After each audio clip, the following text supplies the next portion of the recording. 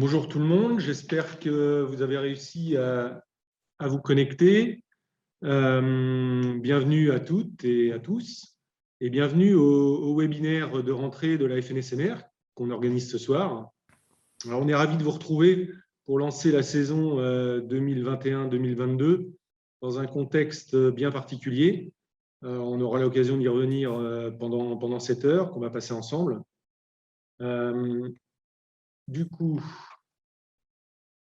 moi, je suis Guillaume Pasquier. Peut-être que certaines et certains me connaissent. On s'est eu peut-être au téléphone déjà. Et je suis un des 4 salariés de la Fédération nationale. Et ce webinaire va vous être présenté, être animé par mes collègues Pascal Bondon et Guillaume Giquel. S'agissant de l'organisation technique, bon, on est tous maintenant assez habitués à ce genre d'organisation. Vous pouvez poser vos questions en direct en utilisant le chat qui est situé sous votre écran, comme vous le voyez là. Si vous voulez poser des questions oralement, vous pouvez le faire en levant la main, sachant que on va d'abord dérouler notre argumentaire, nos argumentaires en fonction des thématiques, et on fera les questions et on y répondra à la fin de chaque exposé, de chaque thème. Ce sera plus simple. Voilà, j'espère que tout ça va bien fonctionner. On a décidé de traiter aujourd'hui 4 thématiques principales. Il y en a d'autres, hein, certainement, mais c'est les 4 qui nous ont semblé les plus importantes. Le pass sanitaire, beaucoup de questions et j'imagine que vous vous posez encore. Le pass sport, même chose, un nouveau dispositif qui vous sera présenté. L'évolution du certificat médical, il y a une petite nouveauté, notamment concernant les mineurs. Et puis, le contrôle de l'honorabilité, une nouvelle contrainte qui nous est imposée et qu'on va vous détailler. Je vais tout de suite passer la parole à mes collègues qui vont vous présenter ces quatre points. Donc, encore une fois, n'hésitez pas à poser vos questions dans le chat en cliquant sur discussion en bas. Et on se charge de compiler un petit peu toutes vos questions et on les traite à la fin de chaque exposé. Je crois que c'est Guillaume qui prend la main maintenant pour l'exposé sur le pass sanitaire. Pardon. Bonjour à tous. Alors, tout d'abord, je pense que vous voyez bien notre présentation. Le pass sanitaire est donc une mesure gouvernementale qui est arrivée récemment dans nos vies et il arrive également dans le domaine du sport depuis donc août 2021, début août, à la suite d'un décret. Sachez que donc, le pass sanitaire devient obligatoire dès le premier entrant pour l'accès aux équipements sportifs recevant du public couvert, donc les gymnases, les piscines, les salles polyvalentes à dominante sportive, les salles multisports d'intérieur, etc., etc. Mais aussi les équipements sportifs de plein air, donc les terrains de sport, les stades, les city-stades, aussi les équipements d'accueil et culturels, donc les ERP de type L, qui sont aussi présents et pour lesquels on utilise aussi dans le domaine de la pratique sportive, dans le milieu rural régulièrement, qui sont les salles de réunion, les salles polyvalentes, voilà, des salles multifonctions généralement dans notre cas. Et puis, le pass sanitaire, il est également obligatoire à toute manifestation et activité qui se déroule dans l'espace public et qui serait soumise à autorisation ou déclaration en préfecture. Alors, à la lecture de justement cette réglementation, on peut comprendre qu'il y a donc une exception pour la pratique du plein air, des activités qui se déroulent en plein air et qui ne sont pas soumises à autorisation ou déclaration en préfecture, comme peuvent l'être par exemple la pratique de la randonnée pédestre, la pratique de la marche nordique, du vélo ou des entraînements de certaines activités qui se déroulent sur l'espace public et qui n'a pas besoin justement, qui n'est pas soumis à un contrôle d'accès aux personnes.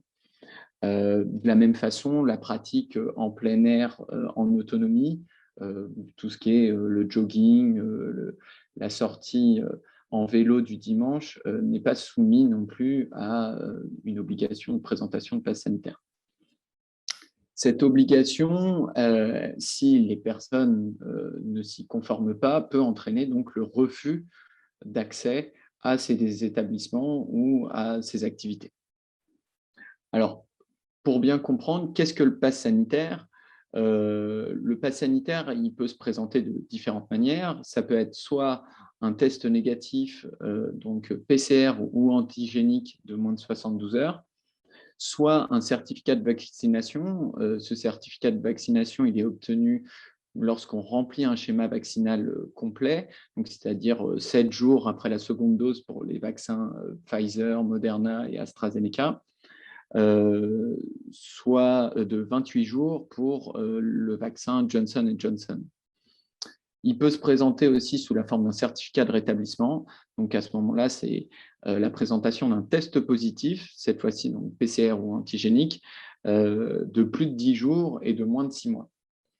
Et puis, il faut bien comprendre que comment il se formalise à travers ces 3 éléments. Il se formalise soit en version numérique, soit en version papier, mais surtout sous la forme d'un QR code qui est présent sur vos papiers ou sur vos smartphones. Et c'est ce QR code qui est un élément très important pour justement le contrôle ensuite du pass sanitaire. Qui dit pass sanitaire ne dit donc pas vaccination.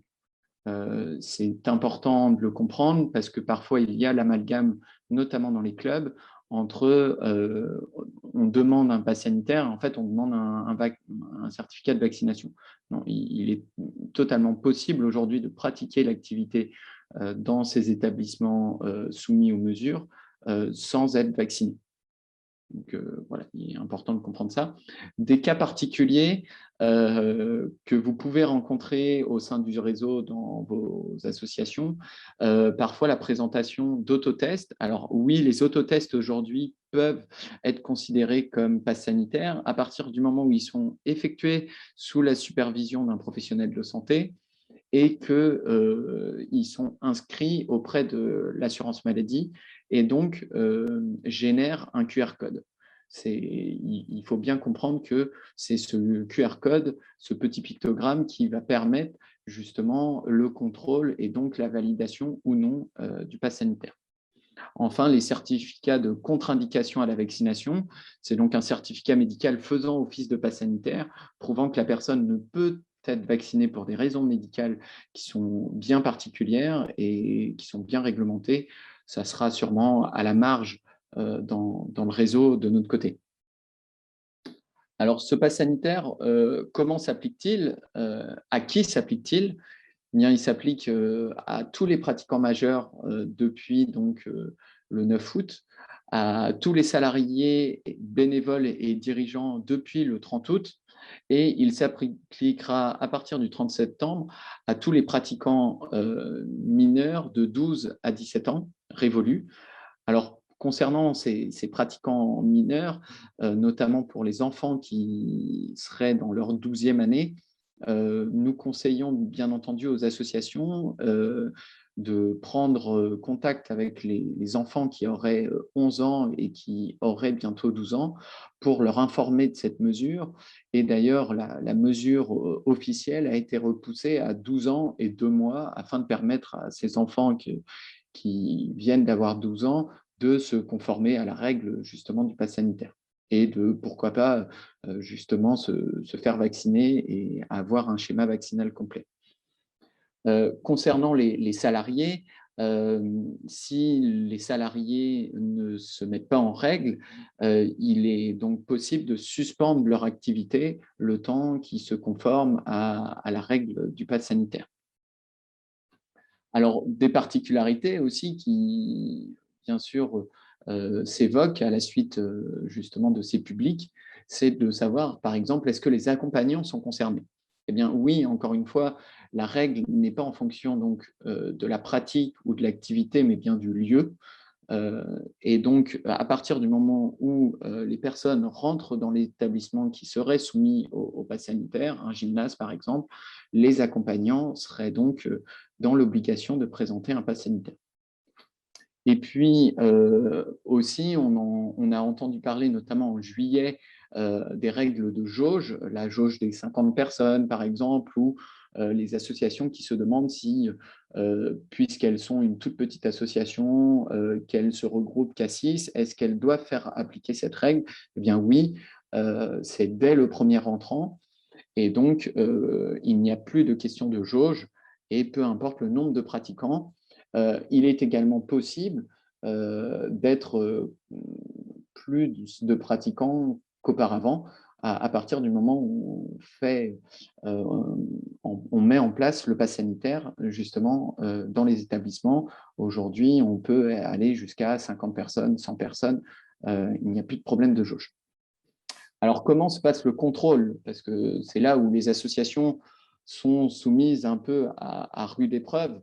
Alors, le contrôle, il se passe d'une façon très simple. Il se passe par l'application mobile Tous Anti-Covid Vérif, qui est téléchargeable sur tous les smartphones, donc que ce soit Apple ou Android, par exemple. Il prend la forme, justement, vous le voyez ici à l'écran, d'une petite application qui permet à la suite d'un flash, d'un scan, d'un QR code, de savoir si la personne est bien valide ou pas au niveau de son pass sanitaire. C'est important de comprendre cette mention. On ne précise pas si c'est un test négatif ou un certificat de vaccination. Donc, c'est important de comprendre qu'on ne sait pas, nous, en tant que dirigeants associatifs, si la personne en face présente un test ou un certificat de vaccination. Qui doit contrôler? Eh bien, aujourd'hui, la règle est que ce contrôle doit être réalisé par le responsable de l'équipement ou par l'organisateur de l'activité, donc généralement les associations, qui elles-mêmes désignent officiellement des personnes habilitées pour contrôler. Ça peut être l'encadrant habituel ou des bénévoles qui viennent sur place exprès pour contrôler, ou parfois, nous vous conseillons également de prendre contact avec vos collectivités, qui sont généralement les responsables de l'équipement, qui, des fois, mettent elles-mêmes en place des contrôles avec des personnes qui viennent pour les effectuer.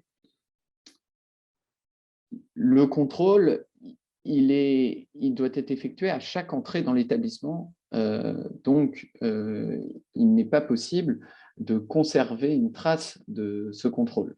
En effet, puisqu'on ne sait pas si la personne est vaccinée ou présente juste un test négatif, il faudra demander à chaque fois le pass sanitaire de vos adhérents ou de vos salariés bénévoles qui entrent dans l'établissement.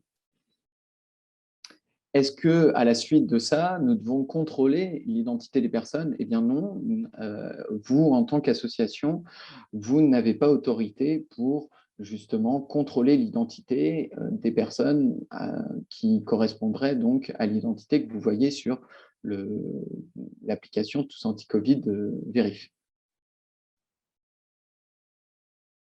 Ce contrôle, on nous pose souvent la question au niveau associatif de savoir si on peut demander, pour faciliter ce contrôle, le pass sanitaire dès les inscriptions, et donc conserver une trace de l'ensemble de vos adhérents et pouvoir le présenter, par exemple, aux forces de l'ordre en cas de contrôle.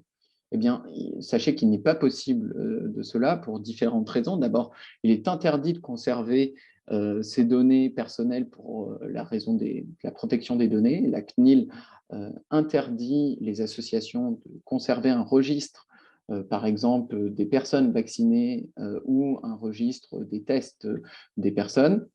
Et puis, comme on l'expliquait tout à l'heure, un pass sanitaire ne veut pas dire vaccination, et donc vous êtes dans l'obligation normalement de contrôler à chaque fois le pass sanitaire, puisque les tests sont d'une durée de moins de 72 heures. Donc voilà la limite aujourd'hui du pass sanitaire dans les associations. On comprend les contraintes que cela implique, on comprend les difficultés que cela peut amener dans la gestion aujourd'hui de vos activités.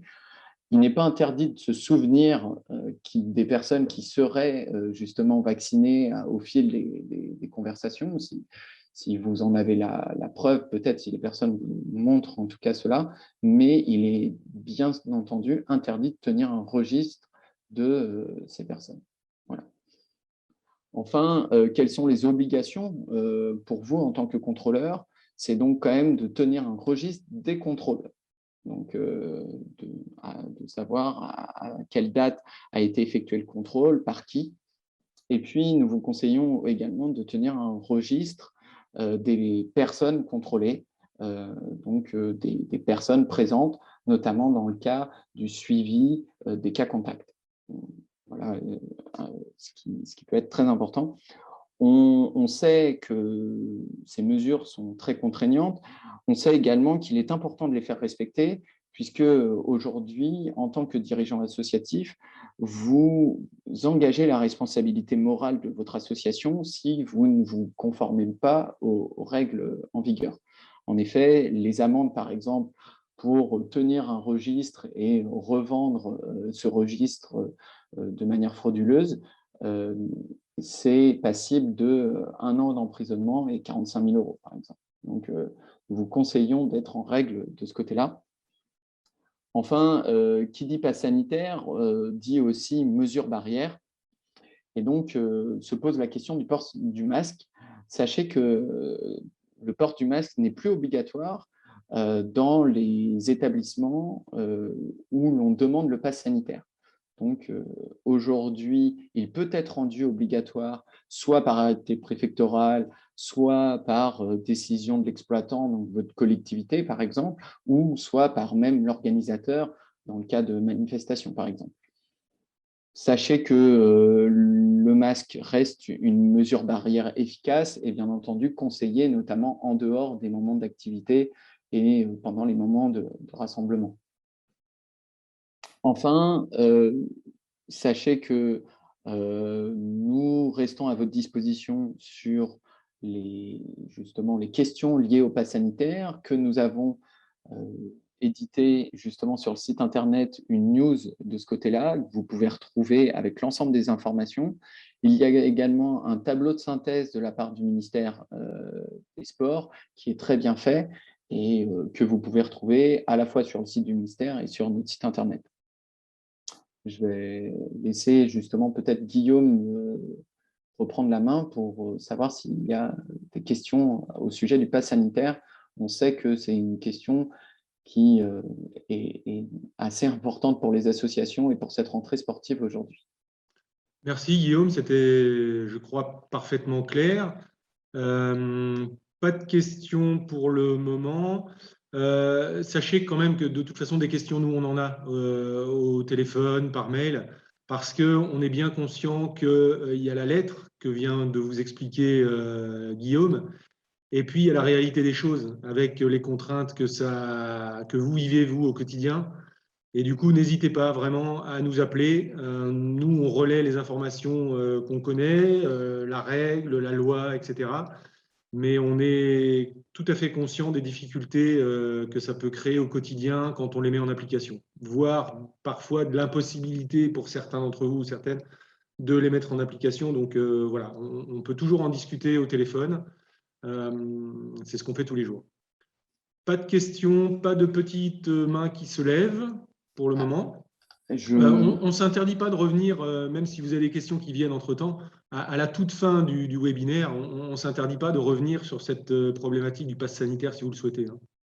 Je me permets, moi, de faire écho justement d'une question qui m'a été posée dans justement l'inscription à ce webinaire, qui concernait l'accès aux équipements qui sont en accès libre, de type les terrains de tennis, des terrains qui sont souvent en extérieur et qui ne sont pas soumis donc à un contrôle, qui ne sont pas forcément dans le cadre d'une activité encadrée. Sachez que ces équipements sont donc un peu dans un régime spécifique, qu'aujourd'hui, l'association a un devoir d'information donc d'apposer des affiches, de faire entendre quelle est la règle pour ces équipements-là, et qu'il y a un devoir de responsabilité individuelle des personnes qui utiliseraient ces équipements en accès libre, et donc de se conforter à la règle du pass sanitaire. Puisque, par exemple, dans le cadre des terrains de tennis en accès libre, c'est un équipement de type ERP de plein air, et donc qui est soumis au pass sanitaire. Ok, parfait, Guillaume, merci. On va pouvoir passer au sujet suivant et du coup, Guillaume garde la main puisqu'il était très bien parti. On va passer sur un autre pass, pas le pass sanitaire, mais le pass sport. Guillaume, à Voilà, toi. un pass qui est un peu plus réjouissant pour aujourd'hui, la rentrée associative. Alors, le passeport, c'est quoi? D'abord, c'est une mesure gouvernementale aussi pour aider à cette rentrée sportive. Ça se formalise par une aide de 50 € par enfant pour 3 millions de familles, afin de financer justement une partie de l'inscription dans les clubs et associations pour cette rentrée. C'est donc, on vise 5 millions de jeunes de 6 à 18 ans, ciblés dans les familles qui sont déjà bénéficiaires soit de l'allocation de rentrée scolaire, soit de l'allocation d'éducation de l'enfant handicapé, soit de l'allocation aux adultes handicapés pour les 16 à 18 ans. Et alors, comment ça marche? Ça marche à travers un courrier que les familles ont normalement reçu fin août, qui leur permettront de bénéficier donc d'une réduction de 50 € par enfant pour la prise d'une adhésion dans une association sportive. Cela concerne donc les associations sportives affiliées à une fédération agréée, et puis les associations dans les quartiers prioritaires de la ville qui sont, elles, également agréées. Alors, ce courrier passeport, il se présente de cette manière-là. Il est envoyé par le ministère de l'Éducation nationale, de la jeunesse et des sports. On peut y voir à l'intérieur un ou plusieurs enfants bénéficiaires.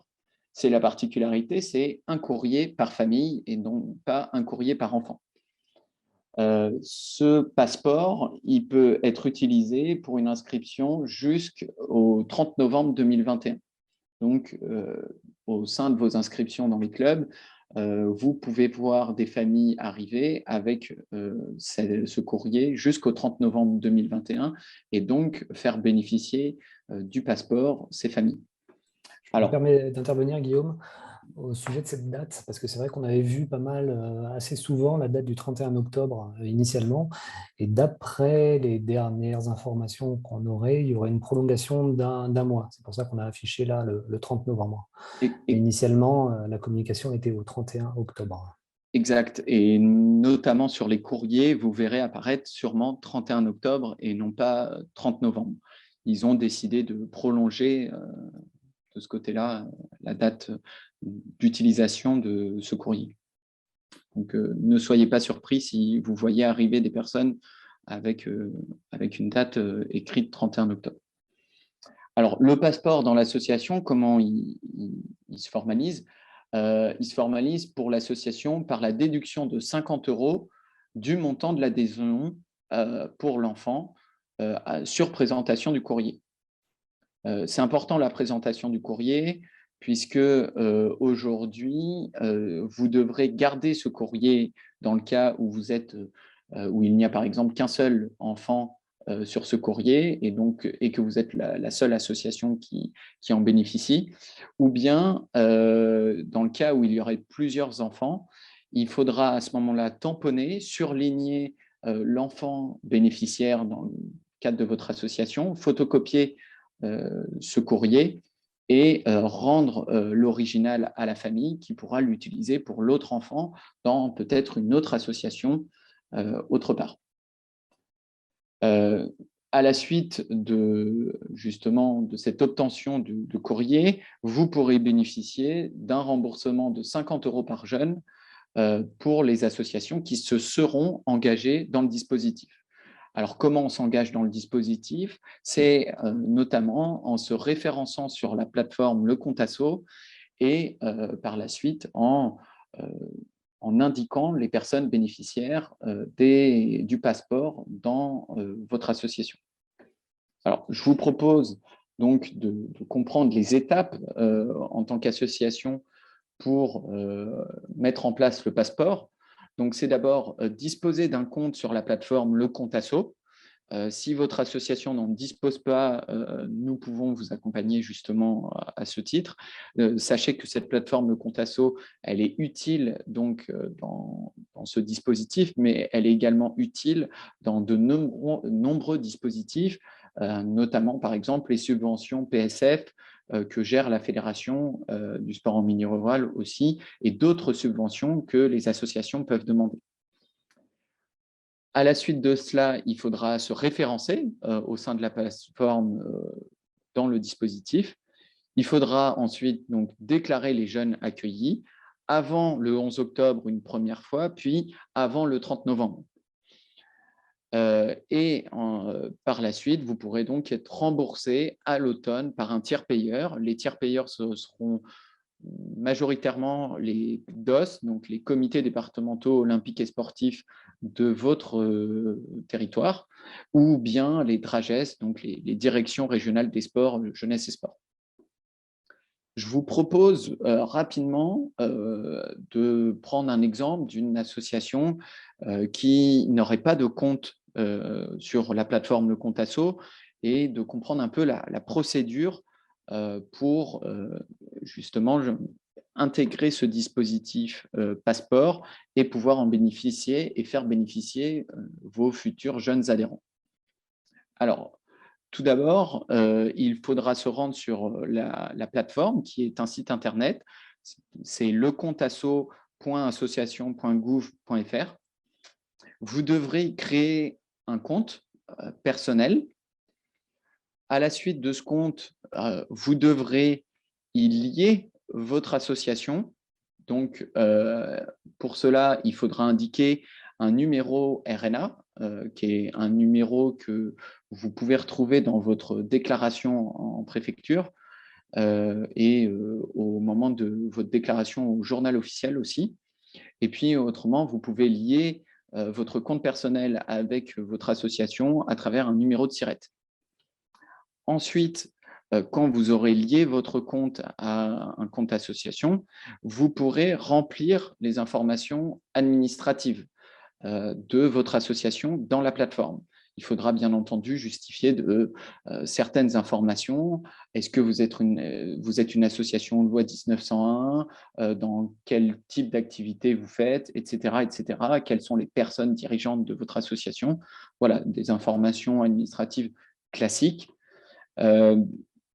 C'est à ce moment de déclaration, justement, des informations administratives que vous devrez cliquer sur un petit onglet pour montrer que vous êtes une structure volontaire au dispositif passeport et donc qui pourra bénéficier d'un remboursement de 50 € et donc déclarer des jeunes qui arrivent avec un courrier du ministère. À la suite de cela, il faudra aussi renseigner votre appartenance à une fédération. En effet, c'est en tant qu'association agréée et donc affiliée à une fédération comme la nôtre que vous pourrez bénéficier de ces avantages. C'est donc dans la plateforme Le Compte Asso que vous allez télécharger notamment votre attestation d'affiliation que vous pouvez retrouver dans Gestafil.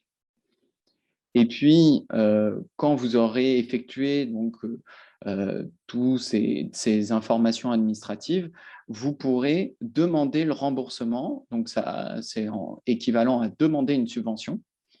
Pour cela, vous devrez cliquer sur « Demander une subvention ». Vous devrez faire apparaître le dispositif qui est bien le dispositif passeport et suivre ensuite les étapes pour la demande de subvention. Alors, notamment, l'étape qui sera la plus importante sera l'étape donc de déclaration des bénéficiaires passeport. Et ça reviendra à déclarer le nom, le prénom, l'âge et l'adresse du bénéficiaire de votre jeune qui aura amené le courrier. Si vous avez des questions sur justement le compte asso, vous pouvez encore une fois revenir vers nous. Il y a également des guides qui existent. Il y a un article sur le site internet de la FNSMR. Il y a aussi une foire aux questions de la part du ministère des Sports qui est très bien faite. Et puis, il y a aussi une foire aux questions de la part du Comité national olympique qui répond à toutes les interrogations, généralement des associations, dans le cadre du dispositif Passeport. Et le Comité national olympique et sportif a même mis en place une hotline pour toutes les questions, pour pouvoir justement se conformer le plus rapidement possible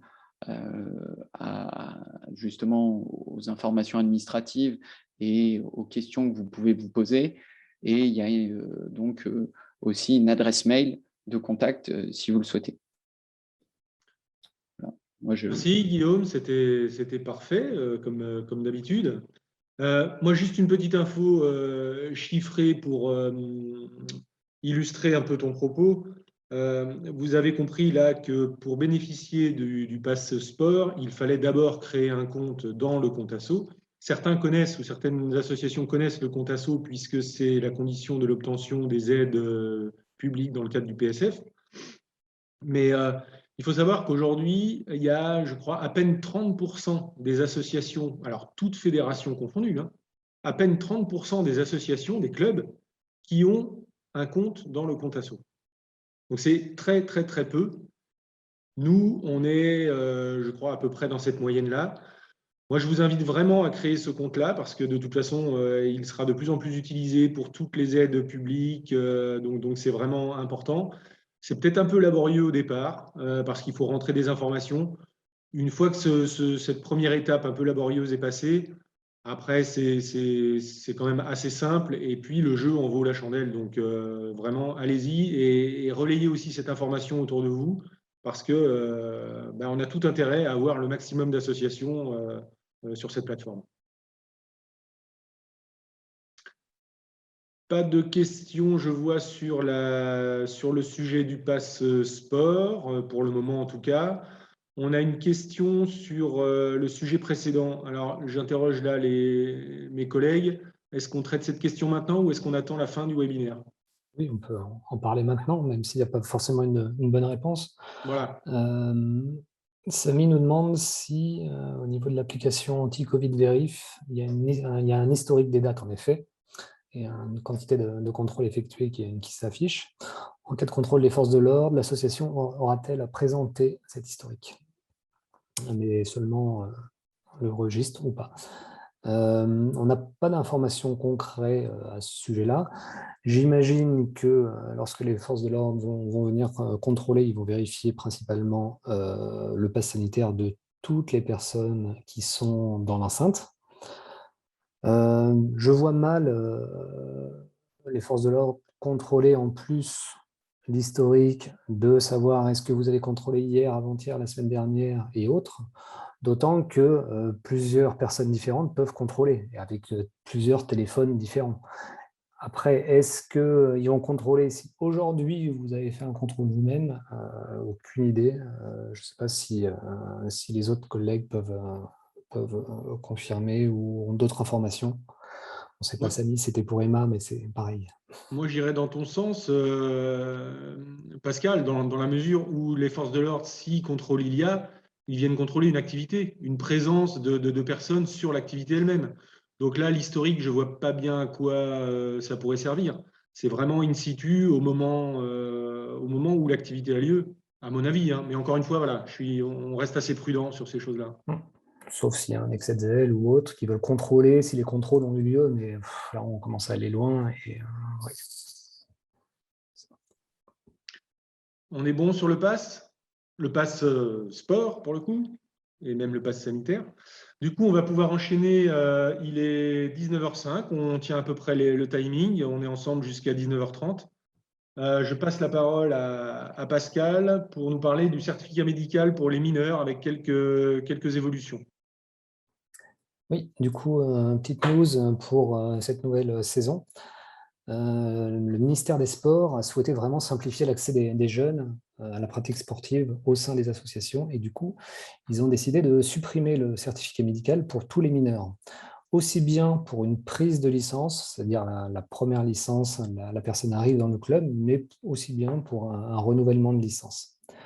Quand je vous dis une suppression, ce n'est pas exactement ça. En fait, il est remplacé par un questionnaire de santé que chaque association peut mettre à disposition de ses adhérents, des parents, des enfants. L'idée du questionnaire santé, c'est vraiment poser des questions assez basiques, surtout que les premières questions, toutes les 3 premiers blocs, là, c'est à destination des enfants. Ils sont rédigés pour que ce soit les enfants qui puissent répondre. Est-ce que tu as été opéré? Est-ce que tu as beaucoup maigri ou grossi? Voilà, il y a plein de questions assez factuelles. À la fin, bien sûr, il y a 3 petites questions pour les parents. Après, tout dépend aussi de l'âge des enfants qui vont répondre. J'imagine que des enfants de 4 ans ne vont pas être à même de répondre directement à ça.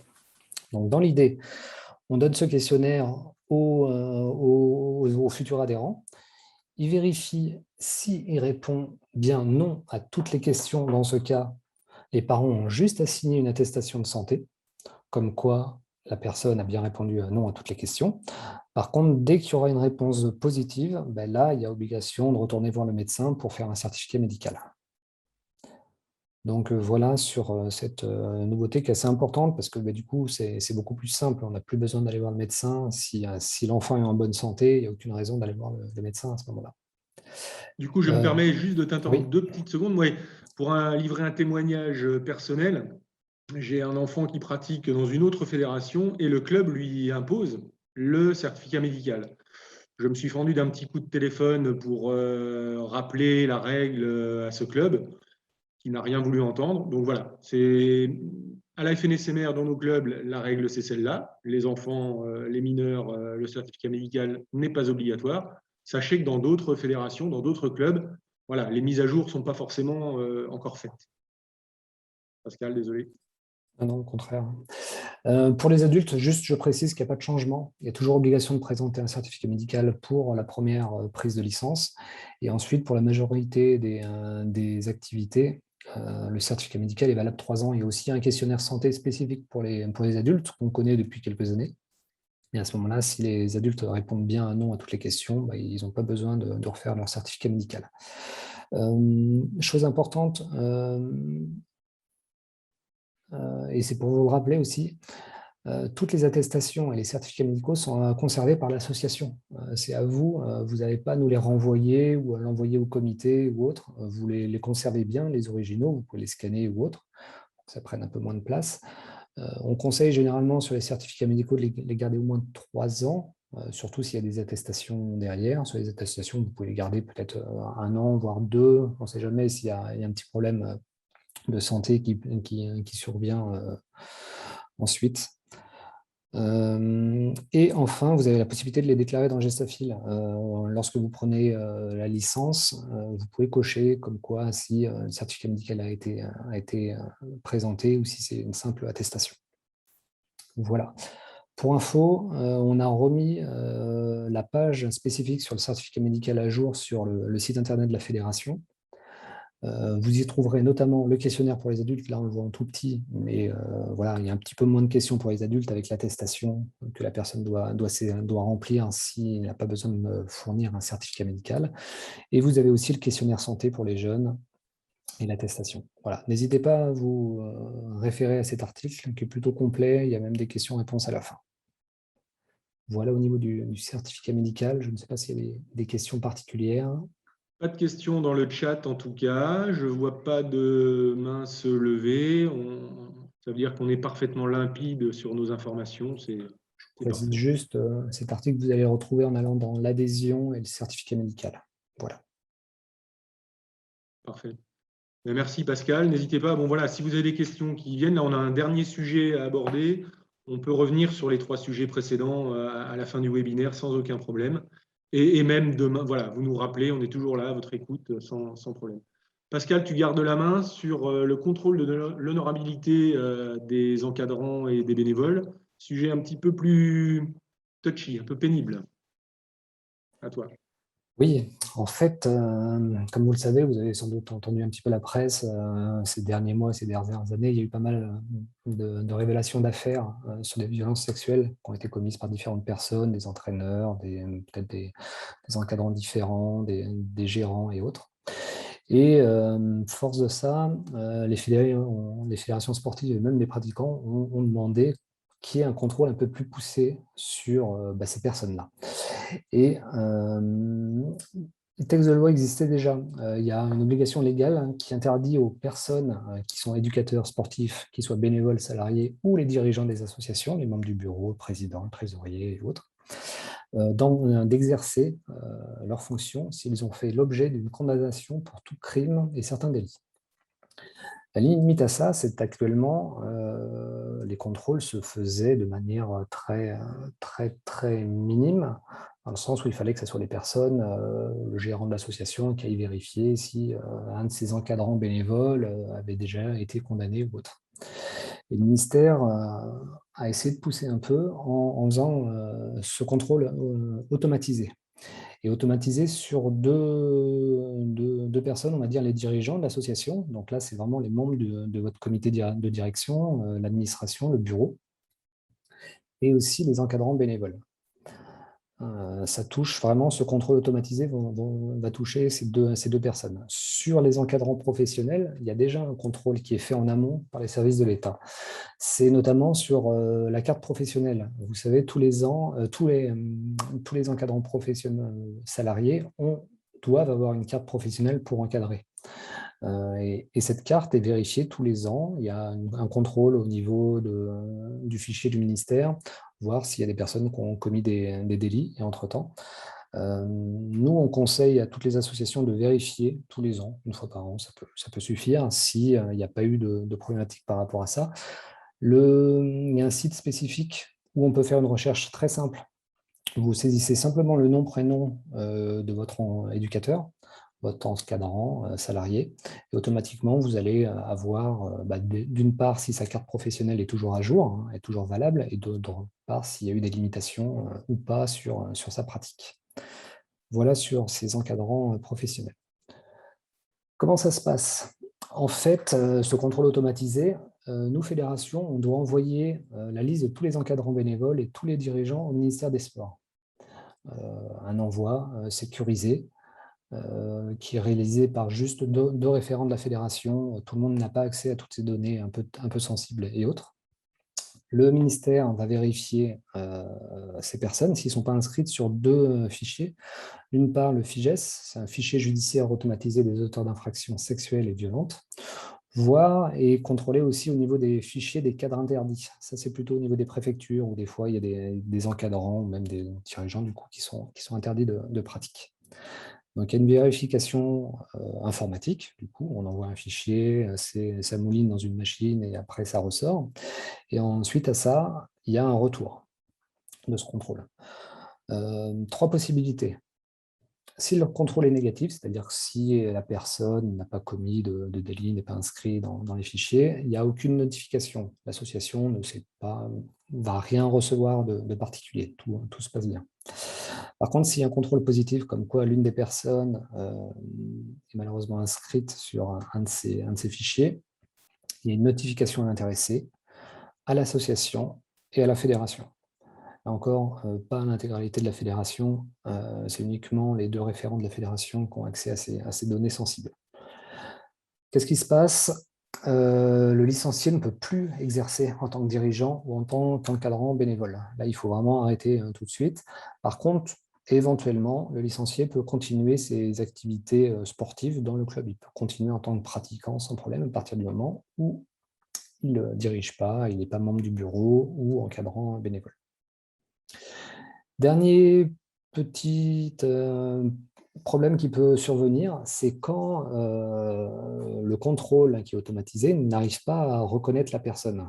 Pour peu qu'il y ait une faute de frappe au niveau du nom, du prénom, de la date de naissance ou d'autres choses.